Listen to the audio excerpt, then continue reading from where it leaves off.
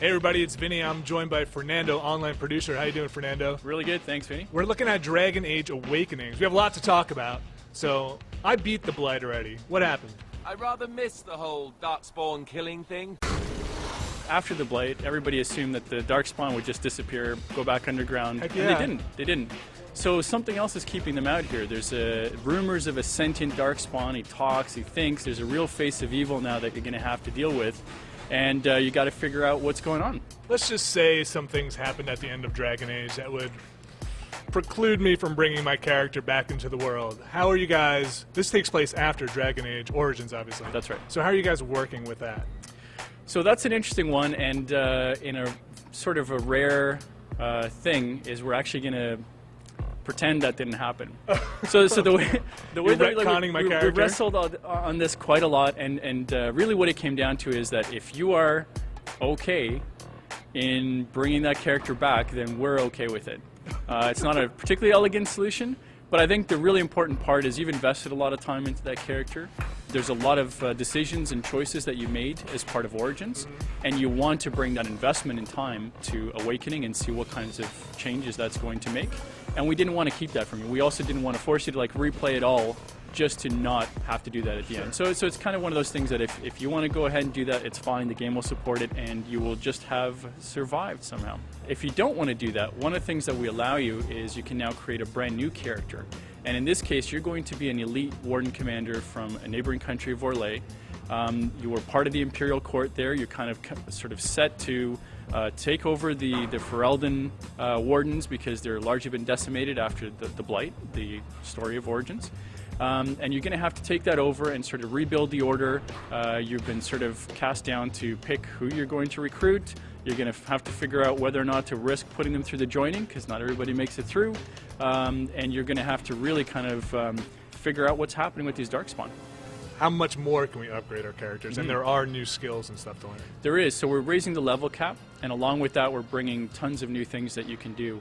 All of the base classes, the 3 base classes of Warrior, Mage, and Rogue, have 2 new specializations each. Each of those comes with its own chains of spells and abilities. We have brand new skills such as rune crafting. You'll actually be able to create your own runes now. One of the nice features is we can now add runes to armors as well, which you couldn't in Origins, which is nice. There's a new respec ability as well, so even if you had spent a lot of points going down a particular route in Origins and you brought that character in, you'll actually be able to completely respend all those points so that you can try out new features, which is really nice. It's something that we really wanted to bring in. But I think in total, and I'm going to make up a number here, because I don't know the exact number, but it's definitely over 50 new spells and abilities. I think we have something like over Spread 500 out over all the classes. over all the classes and specializations. I think it's something like over 500 additional new items. There's a whole new 2 additional tiers of weapons and armors and items. I did see and some things. awesome armor when I was playing it. I'm very excited about it. Yeah, there's some really cool stuff in there now as well. So a whole new level of epicness, as it were. But there's definitely a lot of loot and a lot of things for progressionists to drool over. Like, how much time has been put into it, and how much can players expect to kind of put into it? So Awakening itself has been in development for over a year. I think we had a really good question earlier, which was how come it's so soon?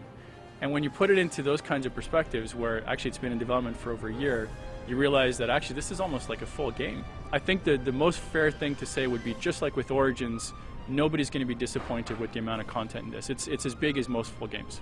What can you tell us about the people who've made it through Origins with me, like returning characters? So far, you're going to have 6 party members that you can pick up. One of them is a recurring character from Origins, which we haven't talked about yet. There's been lots of speculation around it. We're not going to give it away here.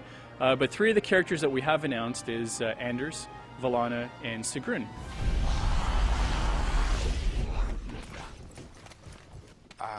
I didn't do it. Who's the mage? Boyfriend? Wow, a dwarf that smells like a brewery. You never see that anywhere. A mage comedian. Thought those normally died young. When's it coming out, and what's the distribution going to be like on this? So Awakening is going to be coming out March 16th in North America on all the 3 platforms, PC, 360, and PS3. It's going to be available at retail as well as download and DLC. Very cool. Thanks, Fernando. Thank you.